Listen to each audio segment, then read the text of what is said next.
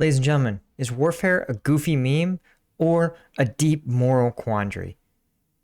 Of all people, Max0r's is going to try to help us find out with an incorrect summary of Ace Combat Zero. Let's get into it. Ace Combat Zero is a game which at first appears to be about planes Hitting you in the face with memes and planes.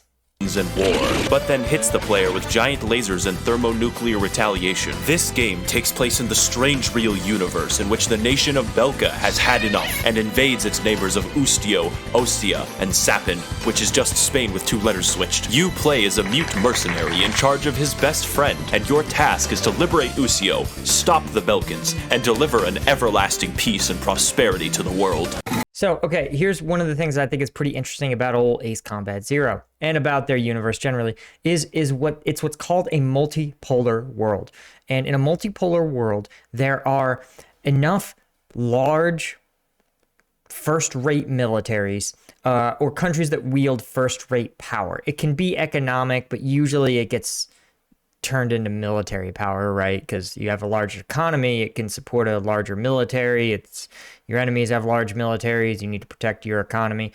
The point is that multipolar worlds are ones characterized where a lot of countries are first rate in terms of military and economic power. An example would be Europe in the pre-World War I era, in which Germany, France, Russia, and the United States, Japan were all first-rate international powers in their own right. And each one of them could competitively go to war with the other, and the outcome wouldn't be decisive, right? This is in contrast, for example, to, say, 1991, in which the Soviet Union had dissolved, so the only military was the United States, and it was large enough that no other country could reasonably stand up to it. So what happens is when there's one big dog, the big dog gets to make the rules about how the little dogs play. As we saw in the 90s when Iraq invaded Kuwait, the United States said, no, no, no, you are not doing this. This is not the rules of the international order when we are the big dogs. And so the US scooped up some other countries, flew to Kuwait, and pushed the Iraqis out. And in the process, virtually decimated their military. Now, in a multipolar world, you can't really stop one of the large superpower-sized countries from doing anything. So that's why you're seeing this Balkan country push into all of its neighbors. What is unusual is that it's trying to push into all of its neighbors at once, but even this has some precedent. Usually when you see this, it's because a polar country has equal enemies on either side of it, and it knows that its only chance to knock out 2 peer enemies is to 1-2 punch it, to hit one hard, say burn its capital city in a matter of days, and then turn immediately and hit the other one before it can mobilize. So that's why you sometimes see these 2-country invasions on either side of a other country, even if militarily the math says that the invading country is probably going to lose in the long run. Hello ladies and gentlemen, and welcome to your first ever sortie. Please ignore the subtitles at the bottom of the briefing. I don't know what's causing them, and it's probably a ghost. I would like to be absolutely frank with the reality that God hates us, and our Air Force now consists of 2 men with dubious psychological scores. Go kill some enemy bombers, it'll be crazy! So you're sent out into the mountains where you'll probably die, and you get very acquainted with your cool buddy, whose name is Solar Wing Pixie. You are a member of the Golem team, which is a reference to Garm from Norse mythology, but Japanese. PlayStation. Great. Okay, went a little edgy there. You quickly get nervous about the enemy bombers, including the ones attempting to escape your wrath, and the mission is accomplished within 2-minute wait. You can hit those. Yeah, bombers without escorts. This is actually a throwback. In World War II, oftentimes bombers would not have escorts because fighter jets couldn't carry enough fuel to escort bombers on their entire bomb run. It meant that for the most dangerous portion of the bombing run, the bombers would be unescorted, and they had to simply protect themselves with their onboard weapons. It became even more dangerous because in order for the bomb sights to work, the bombers had to fly completely level and straight. There was no evasive maneuvers. So the bombers would become eminently shootable moments before releasing their payload and have no fighter escorts to protect them. So you're sent out into the mountains where This mission further seeks to lull you into a sense of blindly following orders and fulfilling our tactical objectives, which is not a theme that will backfire on us. Make sure you don't target the tents of refugees in the area. I promise you that there is no gamified point benefit to that. So you go straight for the fucking windmills, try to make grain now, you stupid Dutch bastard, can't even wear correct shoes. I'm totally serious though, you get points for destroying refugee tents, it's funny, now laugh. So when we talk about total war, unfortunately, this is the reality. Sometimes in the United States, especially, we have a pretty sanitized view of warfare because it's because we've been practicing it for at least 2 decades in a way that detaches us from the reality. And the truth is that when we look at Ukraine, this is not an aberration. This is the norm for what warfare is. Even in Russia, the average Russian has had the prices of their food increase dramatically, shortages across the entire spectrum of goods and services. The Russian people are bearing the cost of this war in more ways than one. Well, the Ukrainian people are as well, obviously. But in America, chances are you made no measurable sacrifice for the Iraq War. In fact, in a lot of ways, you could argue the Iraq and Afghanistan wars were basically just an economic stimulus program for the post 9/11 world. And just like the creation of the TSA, right, they didn't really do anything. They perhaps could have achieved some minor strategic objective, but the truth is that America could have done a far more targeted counterterrorism campaign and achieved basically the same goals of bringing to justice the perpetrators of 9/11, but instead it was like, let's spend a lot more money to bolster this faltering economy through the business of war. Besides that, all you have to do is take out all the targets in the mission with your buddy, who was But to the average American, of course, the war involved no sacrifice, no harm, and nothing bad happening to them. Obviously, for the Iraqis, it was the opposite story. It meant tremendously bad things happened to them in their country. It was destroyed and has really never recovered. Are You Afraid of the Dark Season 1 Episode 1 is the youngest child. I'm serious, look it up. Then you win because it takes a speedrunner 30 seconds to do this mission. We are sending you now to secure the strategic air zone of B7R. It is known as the Round Table due to how many wars were fought there previously, so don't trip on any skulls while walking in. What awaits you there is a climactic and important battle, featuring all of the greatest pilots in the world. Pixie, thinking quickly, sets his HUD to W for Wumbo, and you engage the enemy, barely dodging their bullets and retaliating in return. Then, just on the cusp of victory, you look to the horizon and see planes approaching. But these Okay, here is... all right, let's are let not this normal planes. Earth 4 reporting. Grunt 3 reporting. Grunt 2 reporting. Wait a fucking second, did I hear that right? What do you mean by that? The drowning part, Schmidt, is that real? Yes.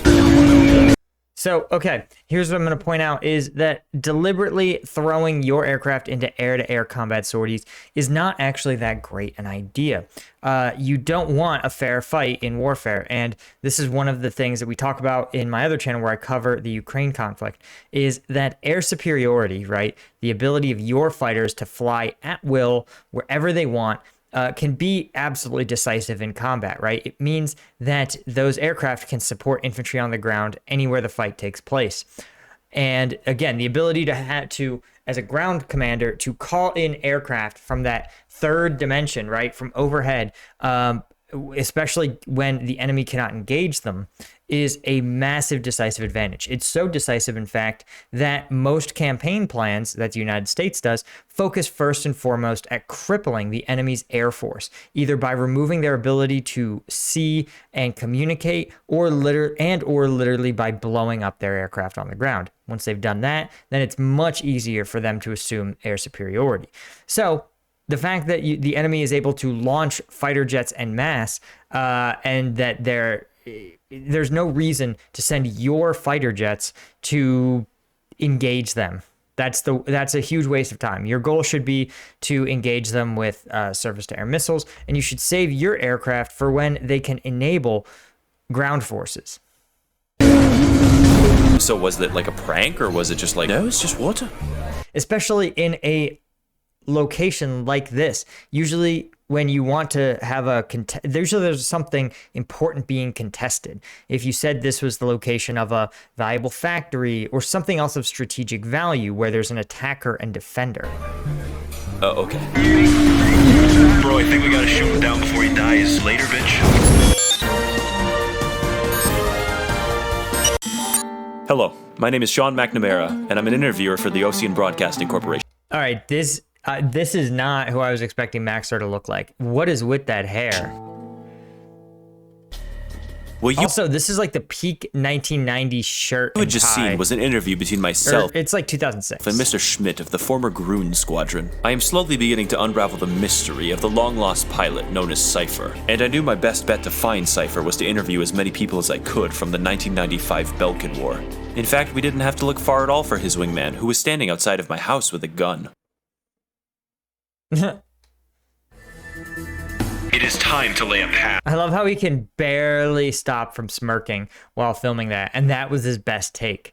I am just confused as to why that interlude was necessary, but I am fascinated to see who Max0r is in the real world. For the liberation of the Ustio capital of Directus. Choose your own adventure. It doesn't matter. So you are sent into the Futuro Canal to destroy all of the targets you are told to shoot, like a good dog. And that's it. Like, do you expect a fucking circus? It's a PS2 game. At least in this mission, you are able to fully admire the fine cuisine of the crusted JPEG. I gotta say, Golem 1, awesome job taking out those enemy children. Thanks to you, the liberation of the people of Directus is at hand. Your next mission will therefore be to help the job-creating factory owners and landlords enter their rightfully attained property. So you and your Okay.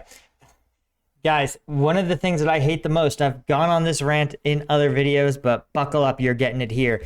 I flippin' hate when politicians cite job creators. Job creation is the easiest thing on earth. Okay?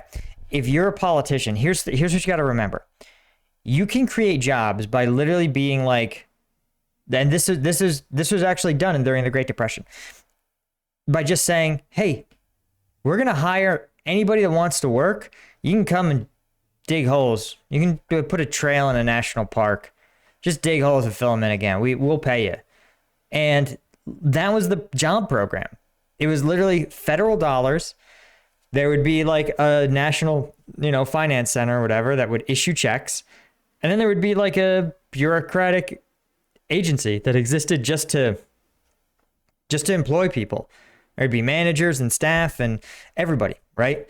And that was it. That was the jobs program. So being a job creator is like the lowest bar on earth. And honestly, if your goal is just to make random jobs, the federal government is going to do that way more efficiently than a private business, because a private business, remember, is going to have to take out inventory. They're going to have it be a productive job, right? They're going to, obviously, every ownership at every level is going to take a cut.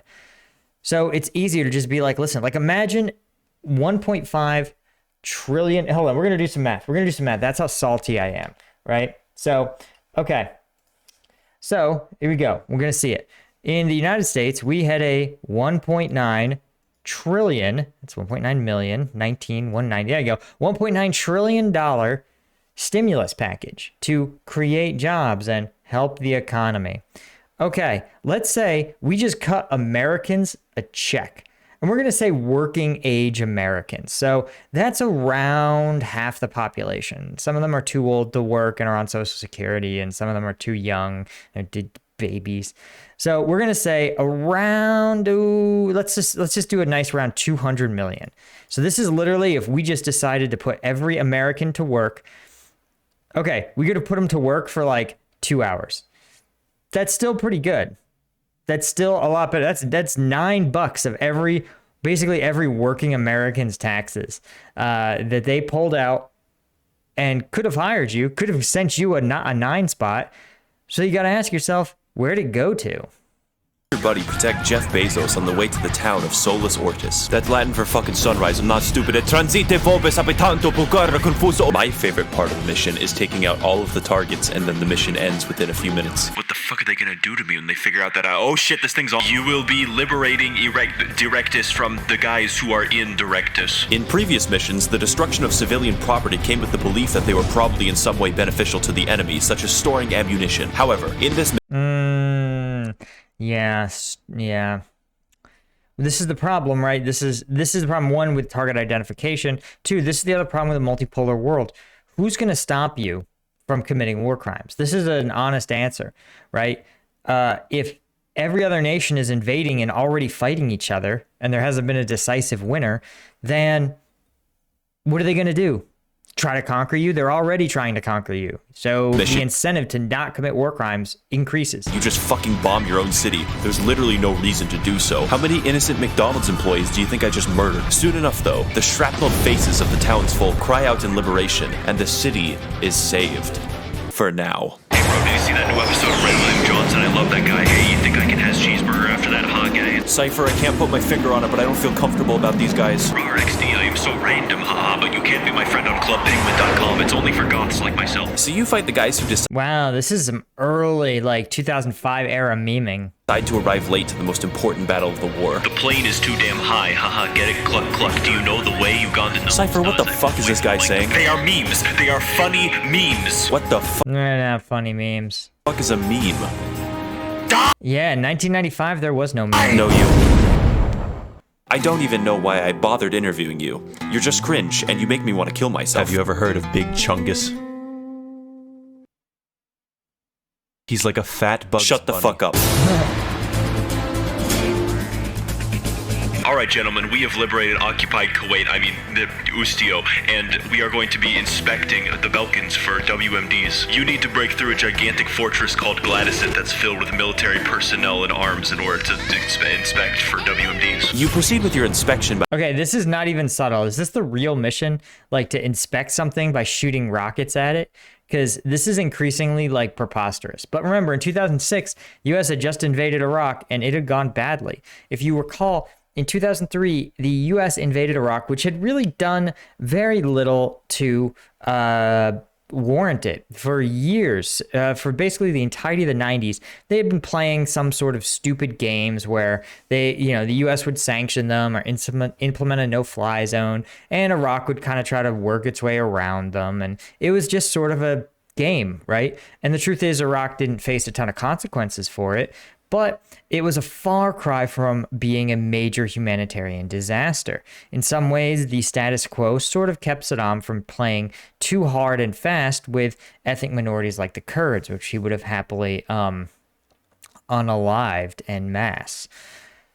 So, in 2003, the U.S. the administration decided that it would be a good idea to create their own Arab Spring by force if necessary. So they were like, we're going to invade Iraq. And they needed a pretext. And so they came up with this very flimsy pretext that they had top secret, ultra classified intelligence that Iraq was developing weapons of mass destruction.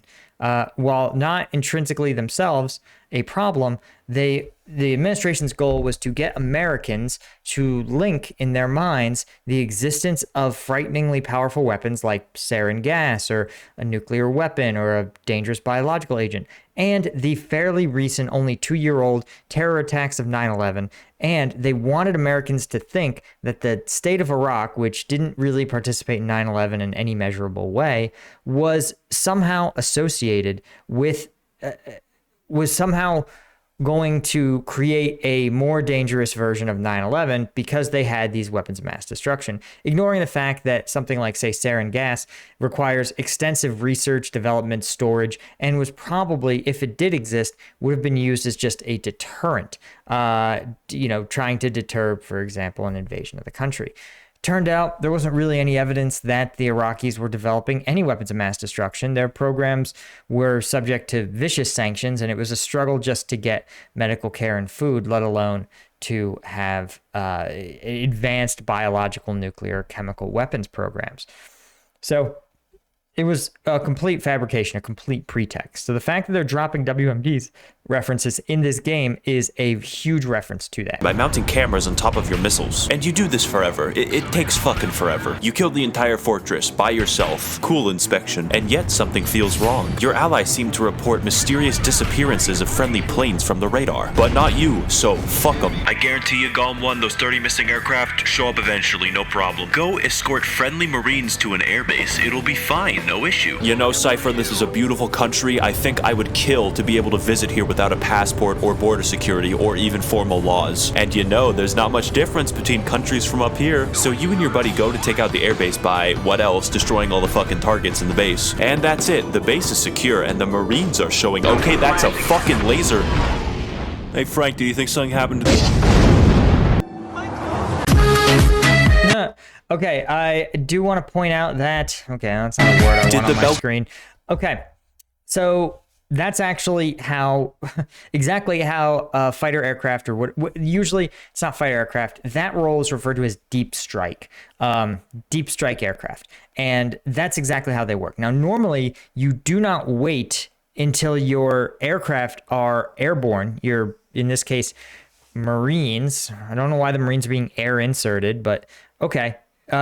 You don't want to wait. You don't want to launch your aircraft carrying your airborne troops unless you've taken out the missile defenses, the air defenses, right? You don't want your planes to be shot down, and you don't want your Marines to be killed while still in the aircraft. So you normally would have your deep strike aircraft do a series of strikes against this airbase, right? Taking out the air defenses. And then when the air defenses are sufficiently suppressed, then you insert your ground forces. And the other thing that's worth noting is that dropping your ground forces right onto the airbase is the best way to get them killed, both in the air and on the ground. Instead, you want to insert them up to several miles away, so they're outside of range of SAM missile batteries when the airborne troops are deployed.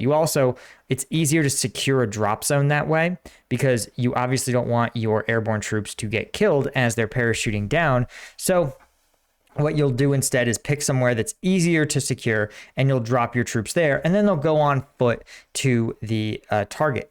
Conscript God? You spend the rest of the mission dodging lasers from space. How? It's going to be difficult to reach this new nemesis as we embark on our long journey to eventually defeat this powerful... Alright guys, we're gonna be killing the giant laser today. The last fucking poser got deposed from his post because he was trying to lead you into a gigantic laser. Not me though, I'm trying to lead you to the laser in a different way than him. Hello Golem team, I'll be joining you today. My name is PJ, which stands for Peanut Butter in Jacksonville, Florida. I'm really sorry about my microphone quality, guys. You know, I got a girlfriend back in base. And with that, PJ's death was guaranteed. You proceed towards the laser, dodging its incredibly slow-moving attacks. Isn't this supposed to, move at the speed of light? Before quickly outsmarting God. You fly to the laser, forcing the Belkans to activate their rave protocol. One of the things that's really hard, and people have been trying to do it since the 90s, is intercept fast-moving objects. It's hard, especially when they can move over time. The only reason modern ballistic missile defense systems work, right, ballistic missile intercept systems, is because basically it's hard for ballistic missiles and cruise missiles to change trajectories. So the fact that, yes, aircraft go much slower, but they can move a lot more. So you would need to have really advanced tracking software, and it would need to constantly relay that to an extremely sensitive giant laser eye.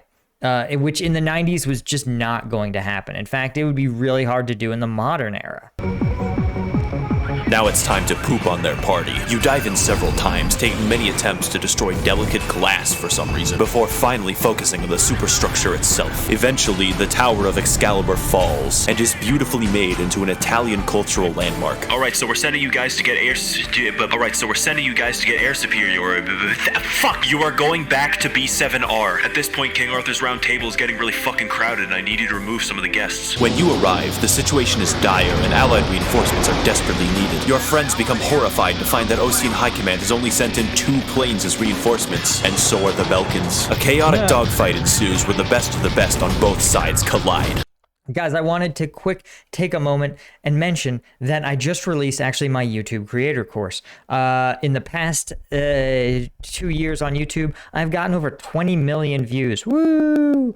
And I've learned a massive amount of lessons about how the platform works, about how you can grow on YouTube. And I've distilled them down into about 5 hours of exclusive content. The link is in the description, and I have a money back guarantee. If you take 6 months of my lessons, you do at least 8 videos, and you still haven't at least made back the course tuition, then I'll refund your money. So again, check the link in the description, and thanks again for supporting this channel.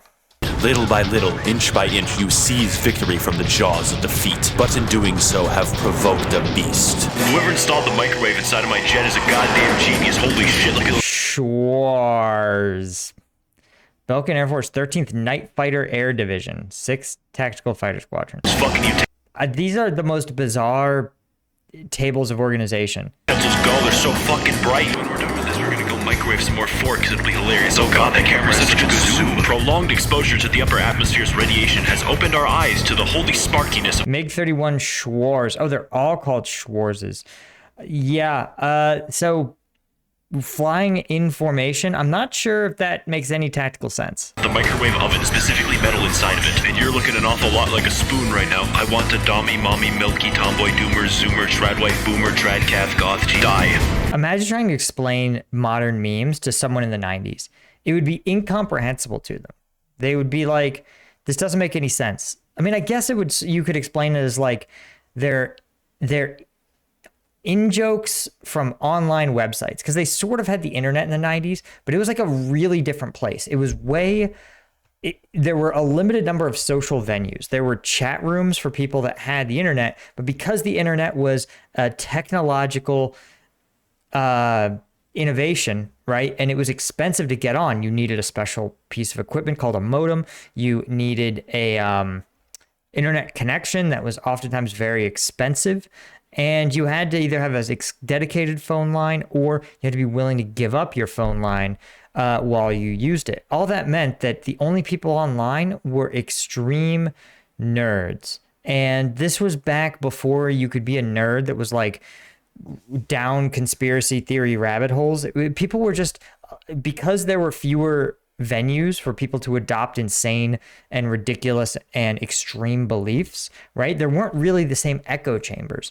It meant that the internet was just a little bit of a friendlier place. They hadn't evolved into the super toxic world that it is now. Oh shit, how did he rewind time? So this fight is one of the hardest. Oh my fucking god. This fight is one of the hardest because you're fighting 8 simultaneous aircraft. The odds are certainly stacked against you, but challenges are meant to be overcome. No matter how many times I have to replay them. Guys, I think I'm suffering a mechanical failure related to the pilot's mental state. I'm joining the Sparkies now. Yeah, this is what I'm going to point out too.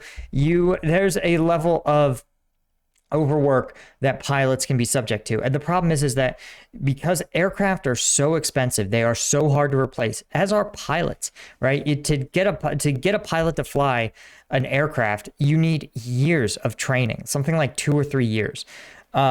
Not count of specialized pilot training, not counting the standard officer training that they receive. So what you don't want to do is take these extremely valuable aircraft piloted by extremely tough to grow pilots and then run them into the dirt, right? You just can't do it. And so what you do is you have to be very selective and very careful and deliberate with your volume of missions. You can't just run mission until the end, as we're discussing he's doing with these guys, right? They're going to get burned out. Their performance is going to start to drop off, just like your performance if you had to do high stakes, life or death, I don't know, like testing or whatever, right? Over time, you're going to reach that level of burnout and you're going to have to be cycled off of the line. I had to do it with my troops when I was in Afghanistan, right? You can't run people on, our limit was 7 missions a week. We really tried to keep it so that nobody ran more than 7 missions a week. Actually, or rather missions on more than 6 days in a row. That was our rule. Sometimes there would be situations where we'd have to double dip and someone would have to run 2 missions a day. But other than myself, because because I was an officer and that was my responsibility, we tried everything we could to give at least 1 day off per week to our soldiers. And obviously we tried to get them 8 hours of sleep to the maximum extent we possibly could, including downtime after missions, right? You have to invest in your soldiers because, one of the movements from the last maybe 10 years has been the emergence of a tactical athlete. And this is the idea that athletes, right? Athletes have their nutrition, their training, everything is done not to be hard, right? We're not torturing professional athletes. Their rest cycles, their recovery, they do yoga, they stretch, their nutrition is carefully looked at. And all of that creates this athlete that's ready to perform on game day. So how do you create a soldier that's ready to perform on game day when you absolutely need them? The answer is you run them like an athlete, not like a conscript. My next lead on the trail to finding Cypher was a man named Dominic Zubov, leader of the former Schwartz Squadron. Unfortunately, I believe the battle had taken quite a toll on the man, and he was of little use to me. I'm going to fuck your dad. Coming high into the morning sky. We've got a special mission in mind for order-following gentlemen such as yourselves. The industrial city of Hoffnung is vital to the enemy's arms production. I don't think we're looking for fucking nukes anymore, dog. You're gonna assist bombers with their strictly tactical targets. Oh my god, what are we doing? I just wanted to end the war. This mission isn't even a challenge, it's just arson with extra steps. What happened to the fun plane game? How can you expect us to do this? Arson and indiscriminate bombing isn't war. Oh, buddy, here's the thing that's a little tough about total war is that, unfortunately, it sort of is. If you want to win against an organized country like this, especially one where the fight is going to take a long time, this is exactly how you need to do it. You need to hurt their ability to produce goods, right? And how do you do that? Well, the answer is you blow things up. And in the Second World War, for example, there was a lot of hand-wringing about what sort of factories, what sort of industrial capacity that the Allies needed to target, right? Germany never really developed long-range or heavy bombers, but the Allies and the U.S. did. They developed very heavy bombers that were meant to fight in daylight, to fly sorties in daylight. And they would do these. They were called what was called strategic bombing. This was the idea that you didn't hurt the enemy tactically in military-specific sites, for example, a tank depot. Instead, you hurt them strategically. You hurt their economy in ways and in places that would create devastating ripple effects in their ability to do everything. One of the things they thought was most effective, what were called ball bearing factories. These were little metal balls that allowed wheels and anything that turned, that needed to turn with low amounts of friction.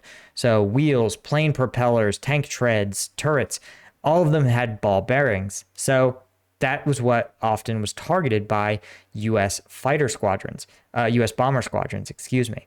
But the idea was that it would hurt Germany not at a tactical level, not in an individual fight, but strategically across their forces' ability to supply themselves.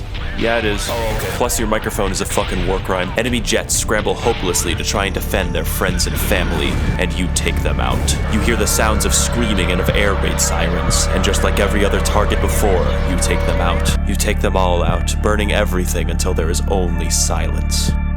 Is this worth it? How many points did you get? Whoa, this got suddenly and abruptly dark and philosophical. How many points did you get? Shit.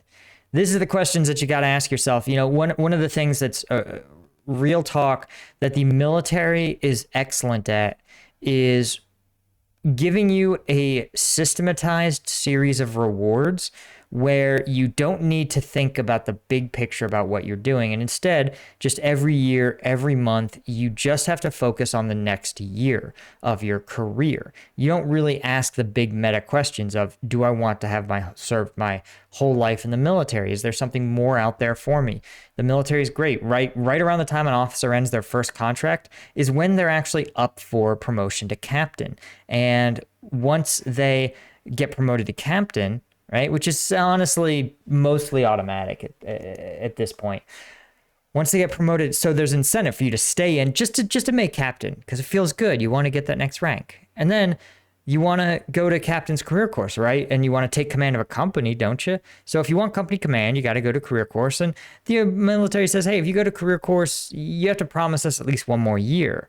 You go, okay, that makes sense, right? I do career course and then I do 12 more months. And then there's another incentive. They're like, hey, you want command, right? Well, if you take command, you've got to, you got to owe us another year. We can't have our commanders serve and leave. So you go, okay, I guess I'll stay in. Suddenly you're 12 years into your career with just one little incentive after the other. But you never ask the big meta questions of, is this what you want to do? Is this where you want to be? Are you doing the right things? And it's the same with the deployment, right? You get these objectives. They're sometimes very objective. They're as measurable as the points in this game. And you achieve them, right? And as a soldier, you get that drilled into you. And increasingly, there is some belief among commanders that, leaders at a certain level should start to ask some of these philosophical questions. But a lot of the time, you're just given a series of objectives to achieve. And if you ask questions, I could tell you in Afghanistan, perfect example, there was a Afghanistan administrator who was comically corrupt, stealing right and left. And we would go and visit his governance center, his district center, and he ran it like a personal palace. And you would see stacks and stacks of donated wheat meant to relieve a food crisis that was going on at the time. You would see dozens and dozens of donated tractors that were meant to help Afghan farmers, all of which had been hoarded by him, and he was trying to sell them off one by one. And I took issue with this. I was like, this guy's corrupt, and we have to report this, and we have to, get him. Like we can't abide this. This isn't who we are. And my commander was like, no, he is the district governor. He's important. He's in charge here. You don't get to make those calls. And I was like, why am I can't be seen going to this district center every day, watching him steal and leaving with no consequences. And it was funny when I made a big stink about it and I started to call him out on it. Like, you can't have these. I don't want to see these here when I come next time. He started flashing business cards of all the colonels he had worked with. He was trying to threaten my career, that I can't talk all this shit on him. And I remember finally my battalion commander had to come down and be like, you will apologize to this man for accusing him of stealing all these things. This isn't an accusation. I physically saw him hoarding tractors that were stamped like United States property for donation only. And yeah, I was just like flabbergasted. I mean, my commander literally had to put me at attention and be like, you and I will go and you will apologize to this person for saying that they should be fired. It was infuriating. It was completely and utterly infuriating. And, I didn't get the last laugh because Afghanistan's ruled by the Taliban, but I was right. That dude should have been kicked the F out, and we should have stuck someone else in there who wasn't going to steal. And we should have kept kicking people out who weren't going to steal, or we should have cut them off. We should have come in and we should have taken that wheat and taken those tractors, and we should have said, next time you can distribute them. But if you want to play these stupid games, then I am going to punish you for it. You're going to play stupid games. You're going to win stupid prizes. Your prizes, these are mine now. Okay, let's keep this war going. All we need you to do now, my loyal puppies, is to destroy the remaining line of defense at Waldreich. Yes, I did get a German to help me pronounce that. You're falling behind, Gom 2. Do you have a mechanical issue? Nah, I'm just sad. I've been reading Posadas. What the fuck is Posadas? I'm going to kill you, PJ. Posada literally means hotel, but Posadas, I think, is an old Spanish writing. I guess in this, maybe he's a poet. But yeah, I don't know why. I guess Spawn or whatever is culturally exactly like Spain. Suddenly, the mission updates and the actual objective becomes taking out a mysterious fleet of bombers heading south. Their motivation soon becomes clear after you remember what you did to Hoffnung, you monster, as one of their planes is armed with a nuke. Taking this lightly, you decide that the appropriate course of action is to disarm the nukes with explosives before they can reach Ustio. But alas, the bombers were not heading for Ustio. Wah, wah.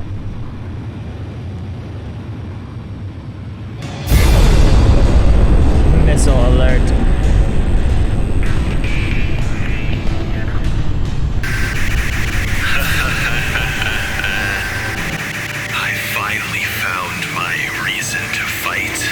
And it doesn't involve you anymore, Cypher.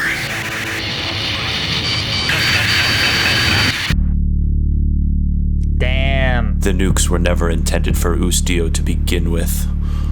And on June 6, 1995, Belka bit into the crazy hamburger. Crazy hamburger! What?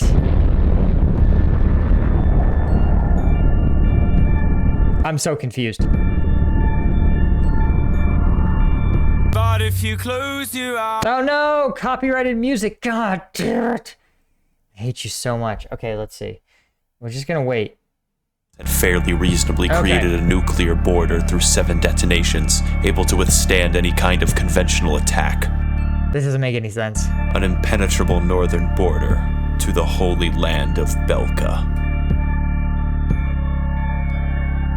What? Okay, this doesn't make any sense. Okay, so their idea is to irradiate a whole tract of land so that what? People can't go through there? Like to create your own border? This doesn't make any sense for a couple of reasons.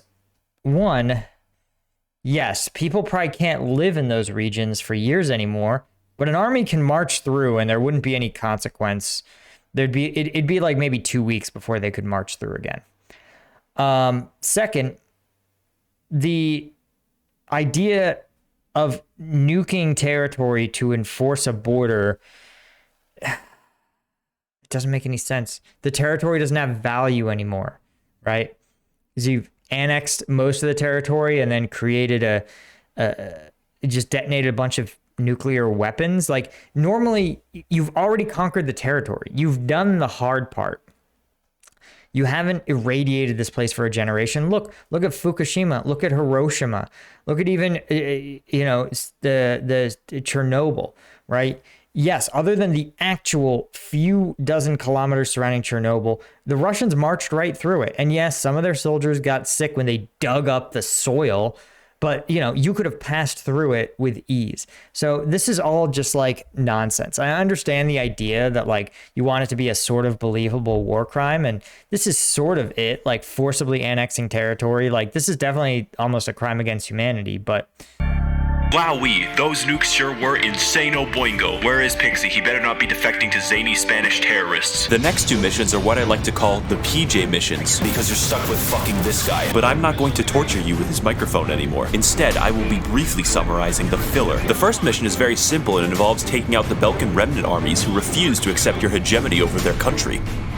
For 30 minutes or so. Remember that some missions in this game are over in 2 minutes. Speaking of which, It's time to take out the Belkan remnant armies. Again, I guess there's 2 of them. The only problem with that is just a little bit of a peace treaty and ceasefire. Makes it a little bit more fucking difficult. Don't worry though, people dying needlessly like this is the most lighthearted that we will be for the rest of the video. Today Jesus. is a day of hope. A day in which tension between different countries will be greatly reduced. Gotta love this, right? And it's funny, it hits different knowing that sometimes you can conceal, as Russia has so often done, conceal truth by issuing half-truths or misinformation or deliberate misstatement. And so it sounds like he's announcing a peace treaty, but what he's actually announcing is a one-sided capitulation, that one of the sides has surrendered a large portion of their territory and has had it annexed by force. So millions of people are now under a regime they don't believe in or want to be ruled by. And with the right spin, you can make it sound like it's a positive. I can just feel the tension dissipating. If this explanation appears rushed and random, do not worry, the developers of the game also rushed it. It turns out that the Belkan armed forces have been hijacked by some kind of shadowy organization. In fact, you probably weren't even fighting the Belkan army to begin with. They call themselves a world without boundaries, so I guess they're Catholic priests. Ouch. Also, they may have bombed the city with a giant plane. I'm talking like those fuckers put wings on a house. Is anyone else experiencing a bombing right now? Yo, dog. Okay, what I'm gonna say, this is clearly rushed. They clearly, you want a thesis? This was meant to be an allegory for the United States' sort of high aggression imperialism and a statement against war generally. In 2006, the Iraq War was going badly, and the U.S. in Iraq and Afghanistan was struggling. It felt really like the world was a little bit, in war terms, sort of falling apart. And the developers, probably in the preceding 3 years they spent developing the game, probably wanted to make an anti-war game that was a US analog.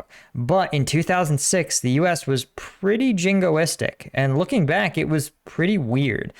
And even though there was a lot of anti-war protests, people could acknowledge that they supported the military but didn't support the war, which was actually like a level of nuance that American political discourse has literally never achieved since.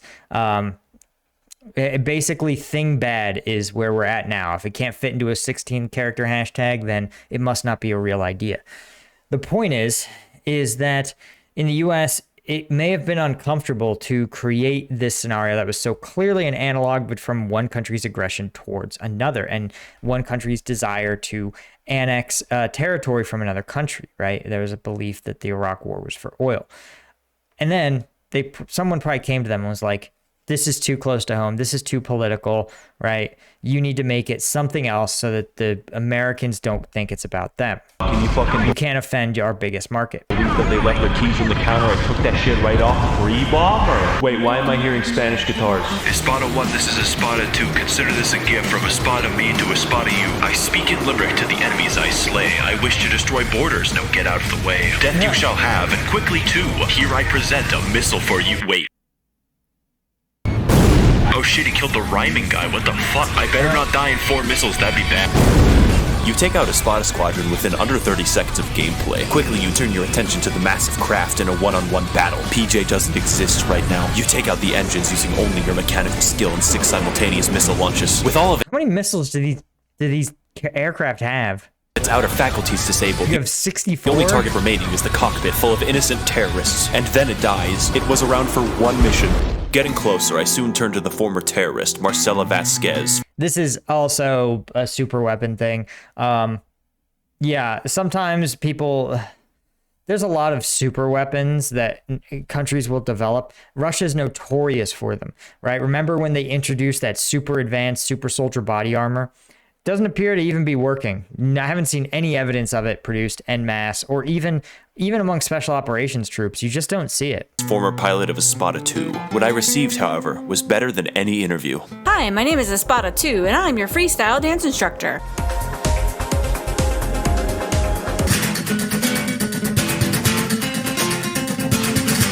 All right, weird. I guess you could say that bombing cost me an arm and a leg helped me. A world without boundaries seeks to finally destroy all In my bathroom. They have attained a gigantic cluster nuclear bomb. I'm talking 8 nukes at once. How did they get that? You're gonna have Okay, it's not a cluster bomb. It's called a MIRV, a multiple independent reentry vehicle warhead. And that's when you have one ballistic missile that comes down, and then at, a couple miles of altitude, the warhead separates and has 6 to 8, even I think up to 16 independent reentry vehicle warheads that will trace their way to different targets that are in the general area. It's devastating, and an absolutely like the pinnacle of modern nuclear armaments. to fly in long distance to the Avalon Dam in order to stop us from making our premature return to monkey status. Unfortunately, this means you have to progress through airspace B7R again. King Arthur's at his round table so much he's developing fucking diabetes. I wonder what kind of crazy, zany personalities we'll be fighting today. I am detecting a globe-tard on the radar, gentlemen. We must dispose of this sheeple NASA fuck. Our flat Earth community has members from all across the globe. Wait a second. The We know that meme. edge is out there. We simply have to fly towards it. Can you even see the curvature of the Earth from up here? Once you begin to believe in the flat Earth, it's like your own little world.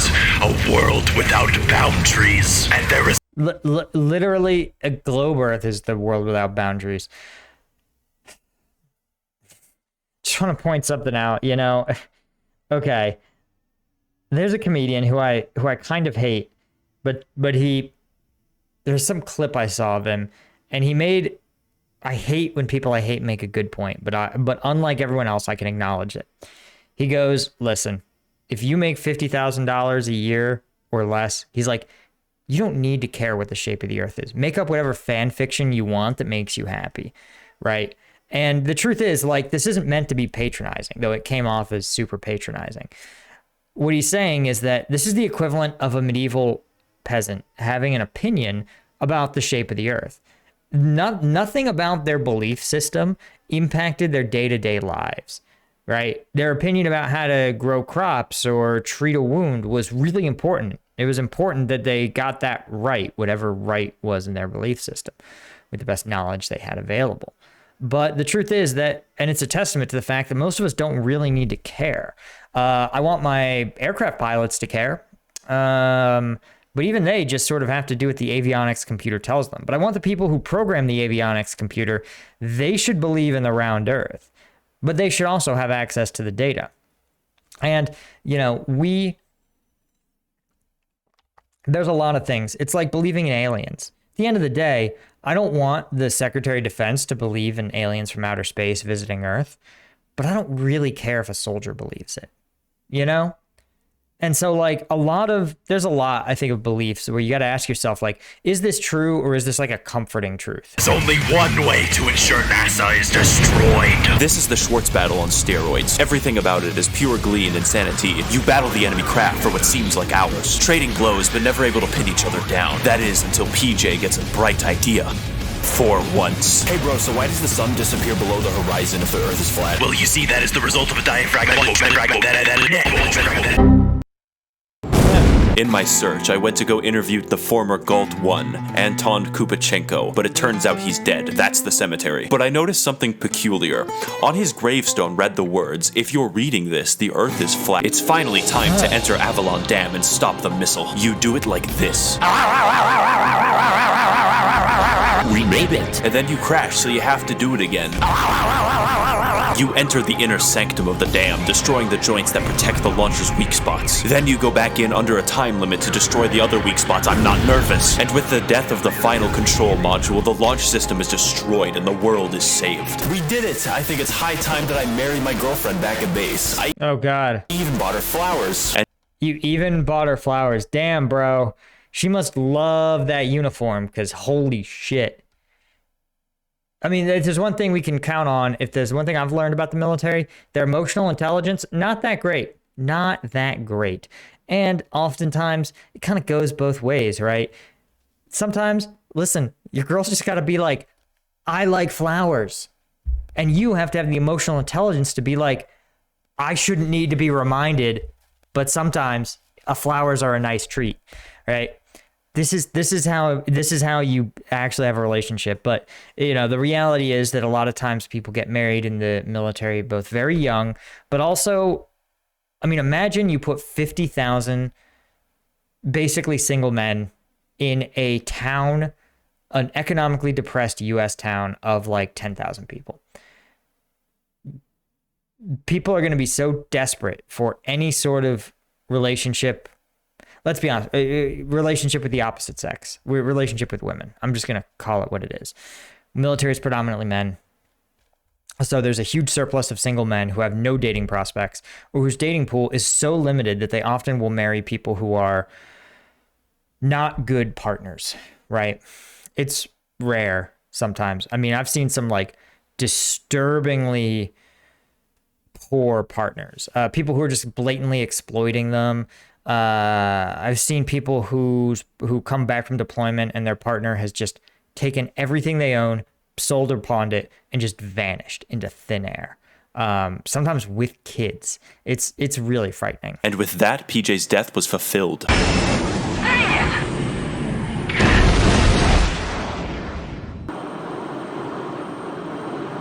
So, tell me, have you found a reason to fight yet, buddy? What?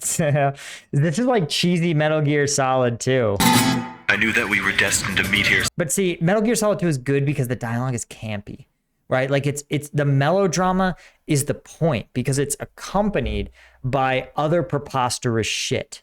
That's the whole thing that makes it appealing. The vampire, the president is also a super soldier clone, right? Like it's all campy. So the melodrama is better. And so it makes you focus on the parts that feel sort of real, right? That's the whole point. Cypher. That's why they can be so campy and still people go like, yeah. Ever since the beginning. Think about Hoffnung, Cypher. It's all because of borders and police officers telling me that I can't eat the drywall at Home Depot. Can you see any borders from up here? What has borders given us? Books? No. I'll just have to destroy them all. Set everything to 0. That's what V2 is for. This is the stupidest philosophy. You definitely can tell they phoned this in. There's no way they were so dumb as to think that this was going to be the overarching big bad. You'll have to kill me to stop this launch. How many nukes do you think I can fit on a single aircraft? Eat my square explosions. How many can you dodge? 7? Probably 7. I have the power of God, Cypher. This is only the beginning. Launch the big fuck.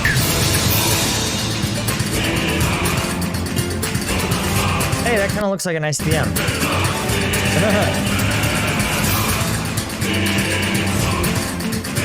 Oh my god, is this actually what they do? Do they actually play a montage of previous missions? It's time. You'll have to joust me like a knight to kill me from the front. I loved you like a brother. You're the only one who can kill me, Cypher. The only one. One last time. I wonder how much of that dialogue is real. Again, just like so much pilot melodrama.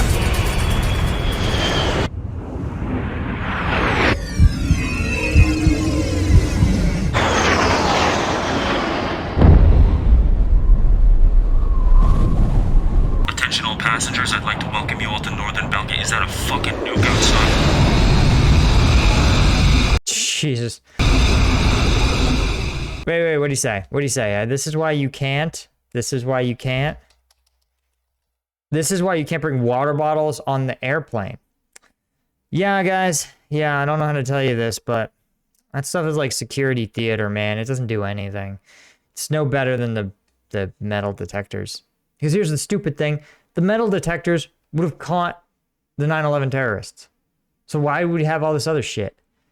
Well, the answer is complicated. It's because the airlines didn't want to get sued for their lax security practices, so the federal government took it over and was like, well, we need a jobs program for lower income Americans, so we're going to create this TSA where they're not really law enforcement, they get a badge, but they don't have to pass any physical standards, and they can work at literally every airport in the United States.